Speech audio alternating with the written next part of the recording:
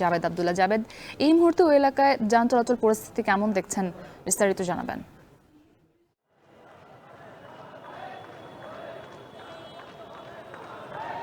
মুক্তি তিতুমির কলেজ বিশ্ববিদ্যালয়ের রূপান্তর এবং রাষ্ট্রীয় স্বীকৃতির দাবিতে যে শাটডাউন কর্মসূচি ছিল শিক্ষার্থীদের কর্মসূচির ঘোষণার পরপরই তারা সড়ক এবং রেলপথ অবরোধ করেছে। নিশ্চয়ই আপনি আমার পিছনে ছবি করে দেখতে পাচ্ছেন যে শিক্ষার্থীরা তাদের যে আমরণ অনশন, সেই আমরণ অনশন কর্মসূচি কিন্তু অব্যাহত আছে।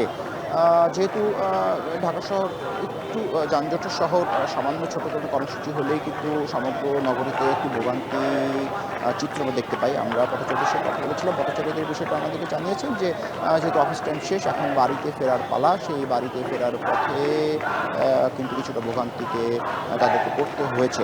এছাড়া শিক্ষার্থীদের সঙ্গে আমরা কথা বলেছি, শিক্ষার্থীরা যে বিষয়টা আমাদের বলেছে সেটি হলো যে প্রায় ৩৫ থেকে ৪০ হাজার শিক্ষার্থী রয়েছে এবং ২২ থেকে ২৩টি বিষয়ে কিন্তু সেখানে শিক্ষার্থীরা পড়াশোনা করেন। তাদের বিশ্ববিদ্যালয়ের যে দাবিটি সেটি যৌক্তিক, একটি তারা বলছেন। একই সঙ্গে তাদের ৩টি দফা আছে।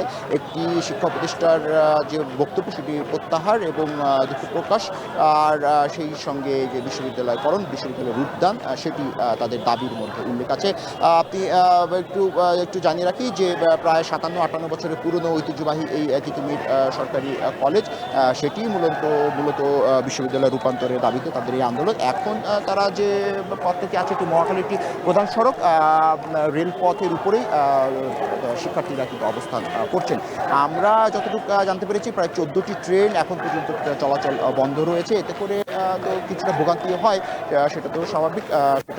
সেটির পাশাপাশি একটু যে বাড়তি তথ্য দেয় সেটা হলো যে শিক্ষার্থীরা কিন্তু এরই মধ্যে প্রায় ৪ জন শিক্ষার্থী অনশনে অসুস্থ হয়ে হাসপাতালে ভর্তি হয়েছেন বলে কিন্তু আমরা শিক্ষার্থীদের কাছ থেকে জানতে পেরেছি। শিক্ষার্থীদের দাবি হলো যতক্ষণ পর্যন্ত তাদের দাবি দেওয়া না মানা হবে ততক্ষণ পর্যন্ত তারা এই আমরণ অনশন যে কর্মসূচি সেটি তারা চালিয়ে যাবেন। আপনি নিশ্চয়ই আমার পিছনে শুনতে পাচ্ছেন যে শিক্ষার্থীরা কিন্তু মুহুর্মুহুর স্লোগান দিচ্ছেন বিশ্ববিদ্যালয় করার দাবিতে। সেই সাথে তাদের এই যে দাবির সঙ্গে তাদের যে নারী শিক্ষার্থী তারাও কিন্তু একাত্মতা প্রকাশ করেছেন। তারা বলছেন যে যতক্ষণ পর্যন্ত শিক্ষা উপদেষ্টার কাছ থেকে সদুত্তর বা একটি সন্তোষজনক উত্তর না আসছে বা এই ব্যাপারে সিদ্ধান্ত না আসছে, ততক্ষণ পর্যন্ত তাদের এই যে অবরোধ, সড়ক অবরোধ, রেলপথ অবরোধ, সেটি অব্যাহত থাকবে। আর এর পাশাপাশি আশেপাশে পুলিশের যে তৎপরতা রয়েছে, আইন শৃঙ্খলা বাহিনীর যে তৎপরতা রয়েছে, সেটি বেশ চোখে পড়ার মতো। জল কামান আছে, পুলিশের যে তৎপরতা সেটিও কিন্তু বেশ লক্ষণীয়। আর এখন যেহেতু প্রায় অফিস আদালত, ব্যাংক, বিমা, আর্থিক প্রতিষ্ঠান ছুটি হয়েছে, সেহেতু এখন মানুষ বাড়ির পথে যাচ্ছে।